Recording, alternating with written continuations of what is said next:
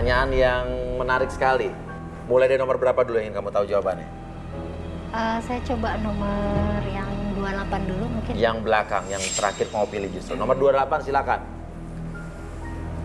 Baiklah, kalau menurut saya status janda itu tidak masalah ya. Yang penting akhlaknya. Kalau masalah nerima nggak nerima, mungkin kita lihat ke depannya gitu. Bagaimana? Oh, ke depannya bagaimana? Jadi Iya. artinya kamu nggak punya tujuan hidup nih? Bukan nggak mau tujuan hidup ya Mas ya. Tapi kita kan belum saling mengenal lebih dekat seperti Oke, itu jadi kan. kamu ingin mengenal lebih lebih dekat dalam dulu. lagi seperti apa sih gitu. Oke, puas dengan jawaban nomor 28? Ya cukup. Oke, silakan. Berikutnya nomor 9 atau nomor 10? Nomor 9. Saya belum bisa menikah sama janda. Belum bisa menikah sama janda, oke. Menarik sekali. Gak apa-apa, gak apa-apa. Gak apa-apa, jadi jawaban jujur dari nomor 9. Kenapa? Kalau dia belum punya anak nggak apa-apa. Oh, jadi kalau dia belum punya anak, gak apa-apa. Jadi jandanya gak masalah. Iya. Tapi buntutnya yang masalah ya? Iya. Oke, ya gimana itu jawaban dia ya? Jujur lah. Jujur, tapi dibilang belum bisa, artinya Iya. bukan berarti tidak bisa ya? Oke, sudah puas? Ya cukup. Cukup, nomor 10 silakan. Ya kalau bagi saya janda itu hanya sebuah status ya, jadi nggak masalah sih. Yang terpenting dianya perilakunya seperti apa dulu. Tapi kamu siap menikah dengan seorang janda yang sudah punya anak? Ya tidak masalah karena status saya juga sama. Duda ya? Oke, ini ada 2 jawaban yang berbeda dengan nomor 9. Ya. Tapi bukan berarti kamu juga tidak tertarik. Mungkin kalau kamu punya merasa tertantang untuk tetap memilih nomor 9 juga itu hak kamu ya. Tapi sekarang dari jawaban atau ketiga jawaban pria tadi yang sudah kamu pilih, kamu harus memilih 2 di antara mereka yang akan lanjut. Satu dulu. Nomor 10 mungkin. Nomor 10, oke. Hendy, seorang duda berusia 30 tahun, pernah menjadi korban perasaan dan tipikal pria yang setia. Hendy mencari sosok wanita cantik nan keibuan.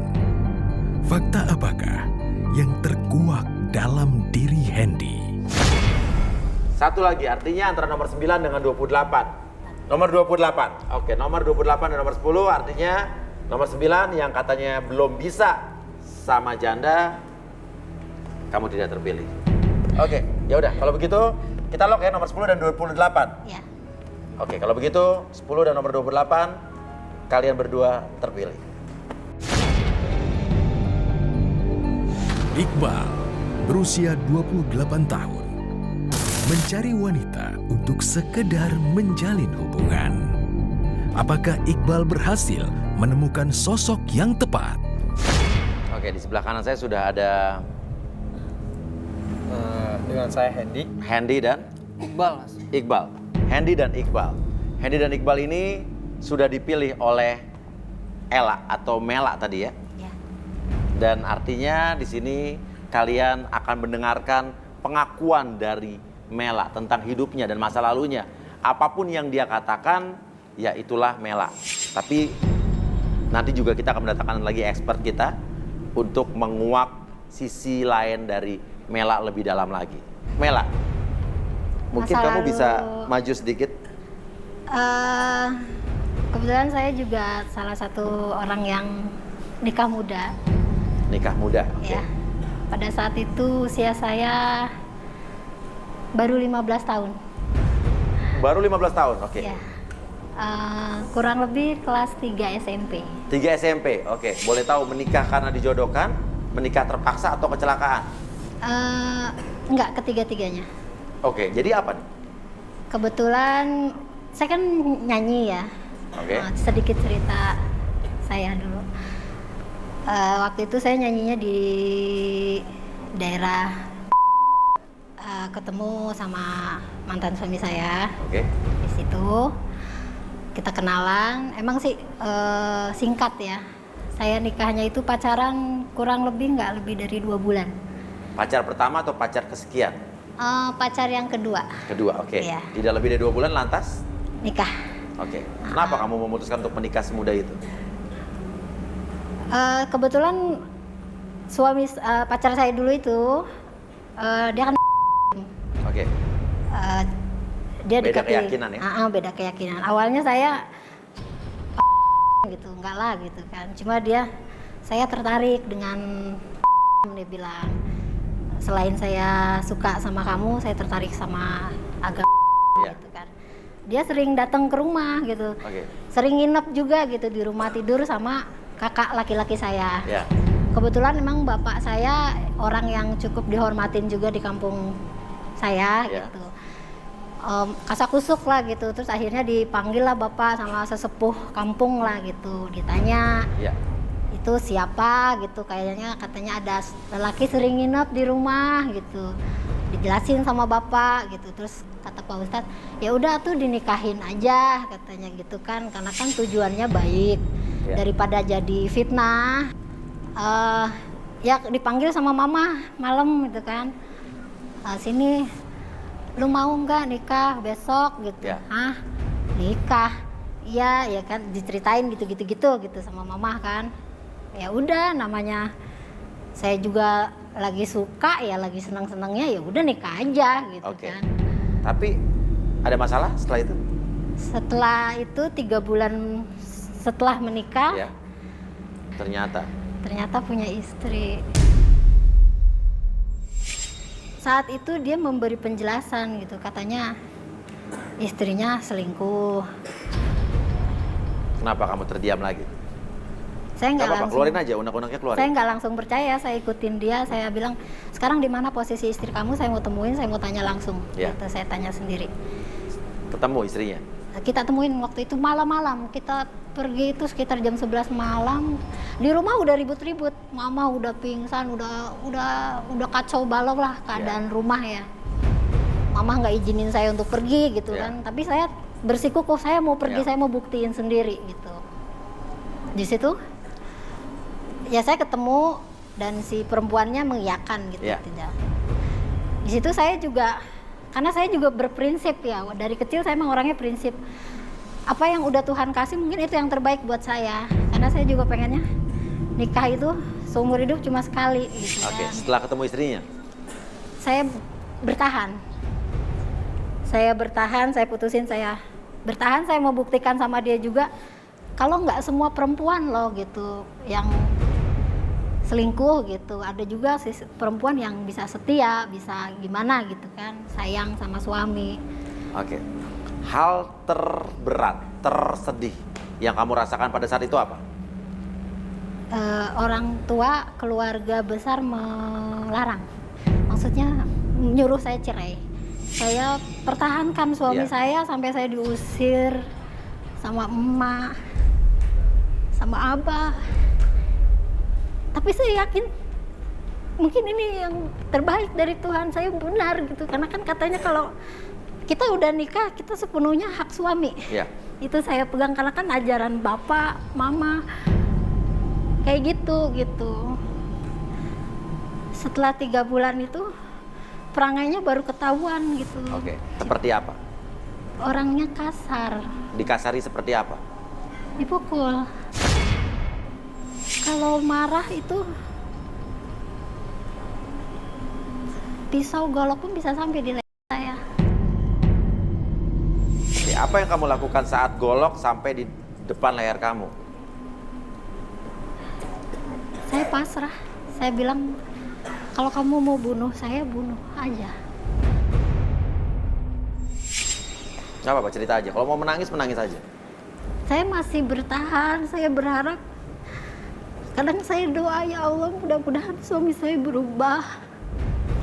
Saya nggak langsung minta cerai, nggak langsung apa. Setiap kali dia pukul saya, kalau saya mau pergi dia pasti sujud di kaki saya, dia minta maaf, dia nggak ngulangin lagi. Saya bilang, sakit dipukul tuh sakit. Jadi kayak punya 2 kepribadian suami kamu ya? Iya, Dan kamu saat dia bersujud, kamu luluh? iya, saya kasihan. Soalnya dia bilang, aku kalau kamu tinggalin aku nggak punya siapa-siapa. Berapa lama kamu bertahan dengan dia?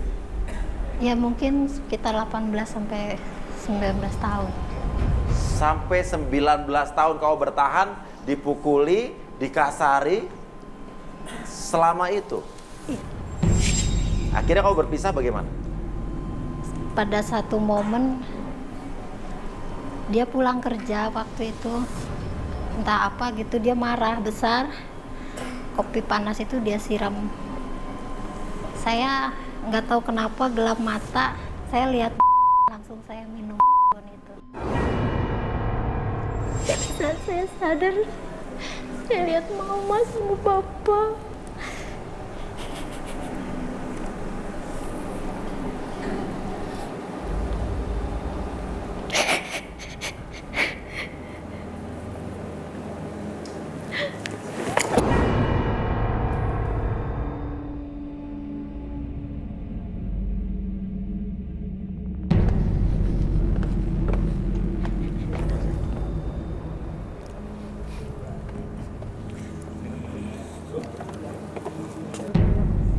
Gimana, kamu masih mau bisa lanjutin ini atau kamu punya hak untuk mau stop di sini atau mau lanjut nggak apa-apa? Nggak apa-apa. Ya lanjut nggak apa-apa. Nggak apa, kita tidak pernah memaksa kamu datang ke sini juga atas keinginan kamu sendiri, tapi kalau kamu juga merasa tidak ingin melanjutkan ini juga tidak masalah. Nggak apa-apa, Lanjutin aja. Kamu kuat untuk berdiri sekarang? Ya, Kuat? Oke. insya Allah kuat. Oke. Sebelum saya memanggil expert kita, saya ingin bertanya lagi satu hal sama kamu, Mela. Ya. Selama 19 tahun kamu menikah dengan suami kamu, di mana rumah tangga kamu penuh dengan tindakan-tindakan kasar dari suami kamu. Pertanyaannya adalah, selama 19 tahun itu kamu nafkah lahir batin terpenuhi atau tidak? Tidak. Kenapa? Saya yang kerja. Kamu yang kerja, tetap Iya. nyanyi. Iya. Artinya suami kamu tidak kerja apa gimana? Tadinya dia kerja, tapi mungkin karena orangnya terlalu idealis atau apa saya nggak ngerti. Setiap kali dia nggak cocok sama atasannya, dia pasti berhenti. Akhirnya dia tidak bekerja, nganggur. Iya. Ini saya nggak ngerti, masih ada orang yang hidup dengan atau bertahan dengan keadaan rumah tangga seperti ini. Tapi apa, inilah hidup ya. Oke, dan sekarang pemirsa garis tangan, inilah dia Arbi.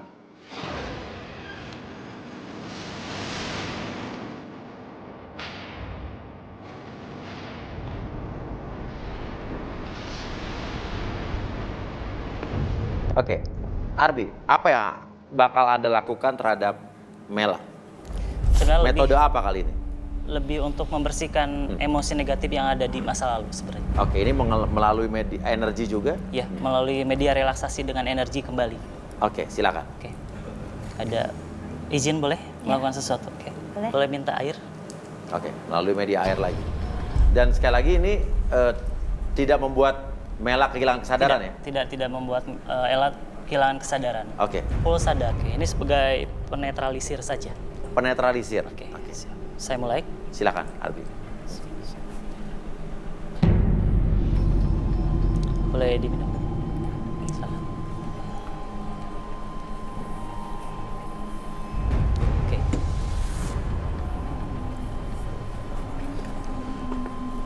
Tunggu reaksi dulu. Oke. Butuh waktu berapa lama kira-kira dari dia minum sampai Arbi bisa melakukan Sebentar, sesuatu? boleh Ella ke depan? Oke. Ke depan. Putar di sana ya. Oke. Fokus ke titik merah. Oke. Sekarang tarik nafas lewat hidung. Keluarkan lewat mulut. Oke, relax.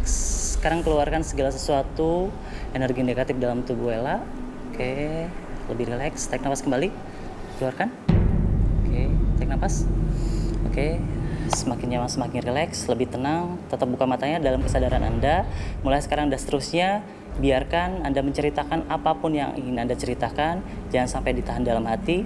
Biarkan energi tersebut terkuras habis sampai Anda lebih tenang, lebih relax ketika Anda bercerita.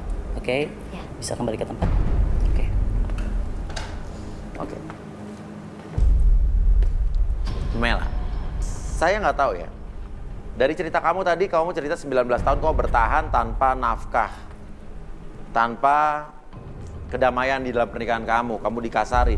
Kalau perempuan normal sih rasanya tidak akan bertahan sampai 19 tahun. Iya. Pertanyaannya, apakah kamu tahu apa tidak, atau mungkin kamu merasa atau pernah ada yang bilang kalau kamu pernah dipengaruhi oleh ilmu hitam? Enggak, Tidak pernah ada yang bilang? enggak, Nggak pernah juga curiga? enggak. Atau justru kamu pelakunya? Enggak, saya enggak. Saya tahu hal-hal yang gaib gitu, tapi saya tidak meyakini. Boleh saya scan? Ya.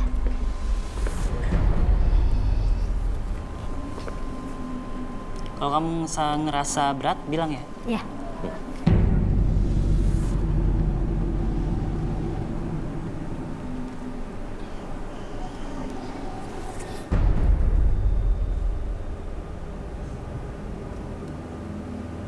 Ada berat di sini? Enggak. Enggak, oke.